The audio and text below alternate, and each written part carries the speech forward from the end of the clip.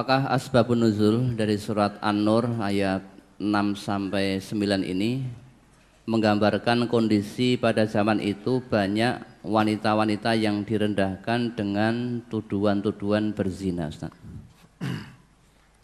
Tidak pada saat itu saja, sekarang pun banyak. Ya. Sekarang tuduhan berzina itu ya ada saja. Suami menuduh istrinya zina ada. Istri menuduh suaminya zina juga ada. Gitu. Itu maksudnya apa? Karena zina itu suatu perbuatan keji dan dosa besar, maka jangan suka menuduh orang yang berbuat zina tanpa mendatangkan saksi. Nah, kalau tidak ada saksi kamu menuduh, maka jalan keluarnya Allah beri solusi, harus berani bersumpah. Sumpahnya sanggup, yaitu 4 kali wallahi. Apa yang saya tuduhkan istri saya zina itu benar. Wallahi benar-benar istri saya zina sampai 4 kali.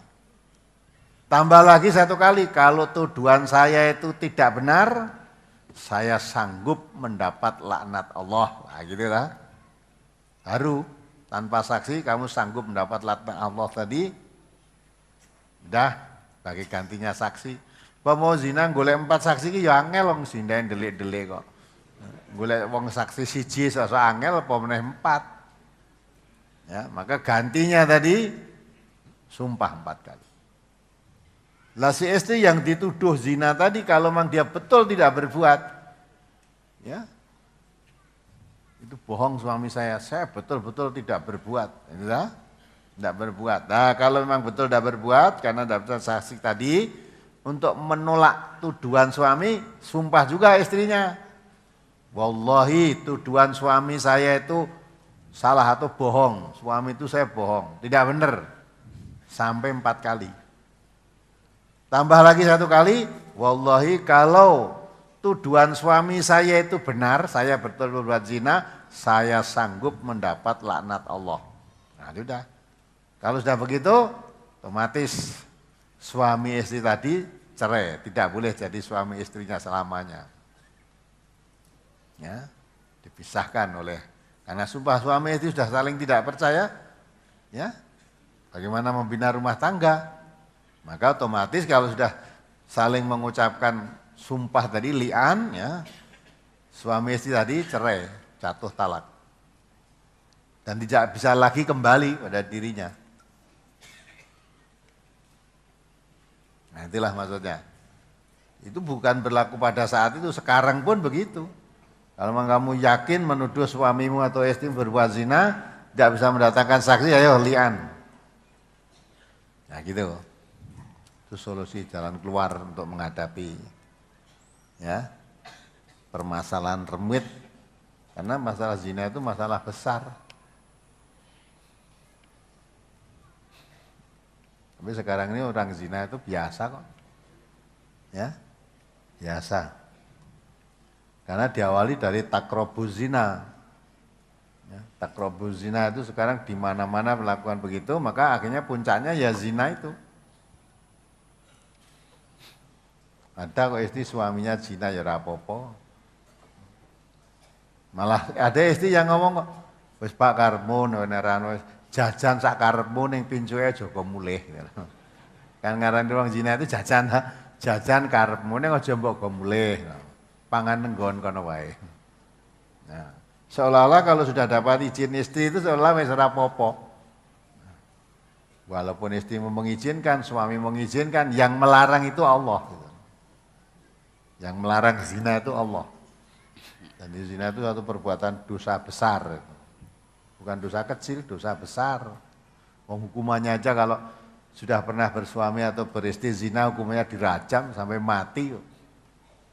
Maka kalau di NTA ini karena tidak ada hukum rajam, dibekot sudah.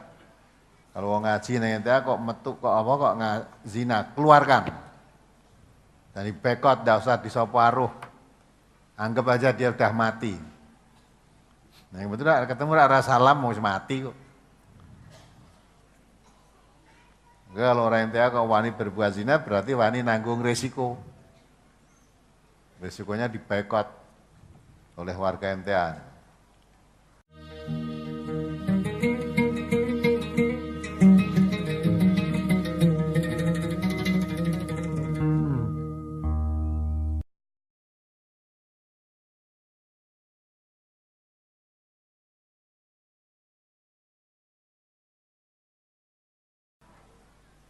Apalagi? Halaman 5 masuk ke 6. Dari Ibnu Syihab bahwasanya Sahal bin Sa'ad As-Sa'idi memberitahukan kepadanya bahwasanya Waimir Al-Ajlani datang kepada Asim bin Adi Al-Ansori, lalu ia berkata kepadanya, "Ya Asim, bagaimana pendapatmu apabila ada seorang laki-laki yang mendapati istrinya bersama laki-laki lain?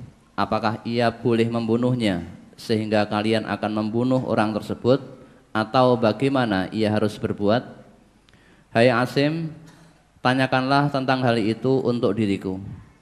Kemudian Asim menanyakan hal itu kepada Rasulullah sallallahu alaihi wasallam.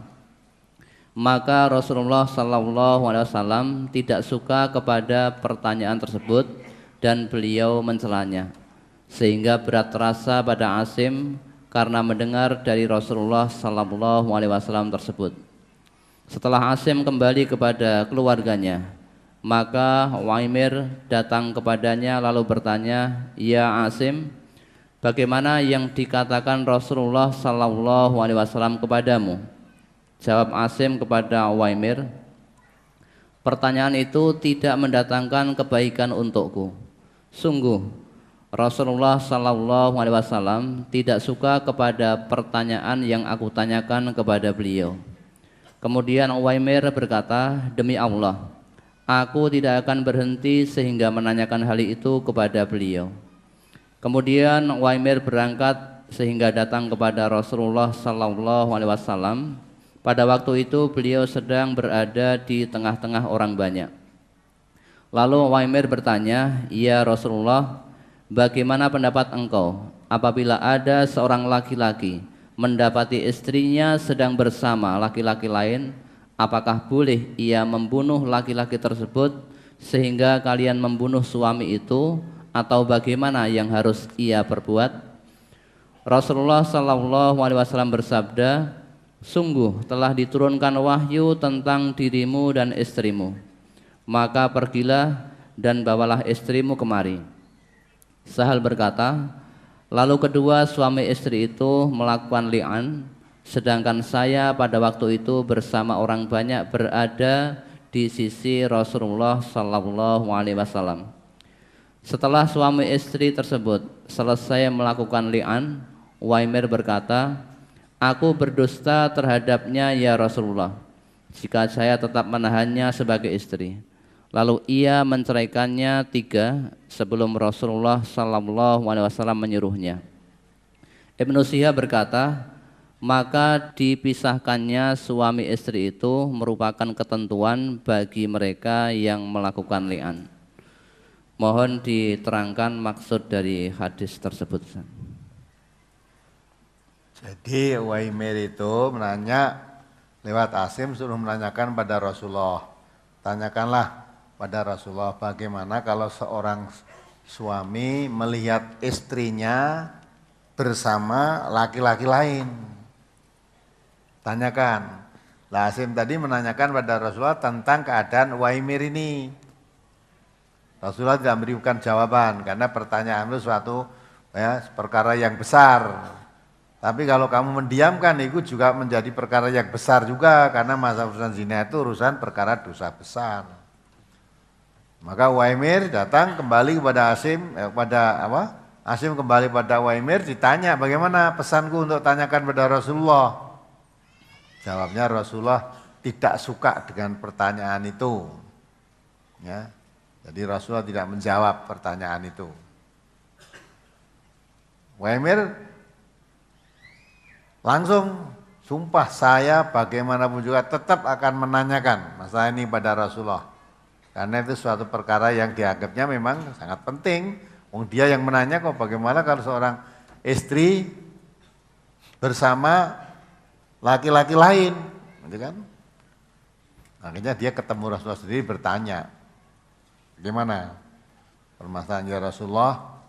Nah, pas Rasulullah bersama orang-orang banyak, sahabat-sahabatnya. Nah di situ tanya Uwaimir itu, bagaimana Rasulullah kalau seorang istri dia bersama dengan laki-laki lain, apa boleh laki-laki itu saya bunuh? Ya, suaminya tadi membunuh laki-laki tadi. Karena dia membunuh orang, maka hukumnya qisas dibunuh orang genti kan, gitu kan? Nah, apa boleh begitu? Nah, gitu maksudnya. Maka Rasulullah melangkan pertanyaan itu Allah telah menurunkan jawabannya. Yaitu tentang li'an tadi. Kalau kamu menuduh istrimu berbuat seperti itu dengan laki-laki lain, tidak bisa mendatangkan saksi, maka jalannya li'an, sumpah tadi. Sumpah masing-masing sanggup mendapat laknat Allah.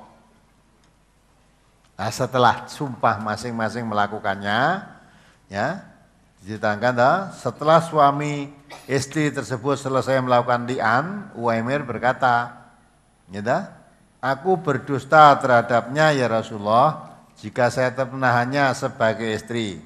Ya, gimana kalau saya tetap bertahan sebagai istri, berdusta pada istrinya tadi kan, menuduh zina kok. Nah lalu diterangkan oleh Allah, ia menceraikannya 3 sebelum Rasulullah menyuruhnya. Ya. Di situ Ibnu Syihab berkata, maka dipisahkan suami istri itu merupakan ketentuan bagi mereka melakukan li'an. Inilah. Jadi setelah suami istri melakukan li'an, otomatis suami istri itu jadi pisah, tidak boleh jadi suami istri. Sejak itu. Apalagi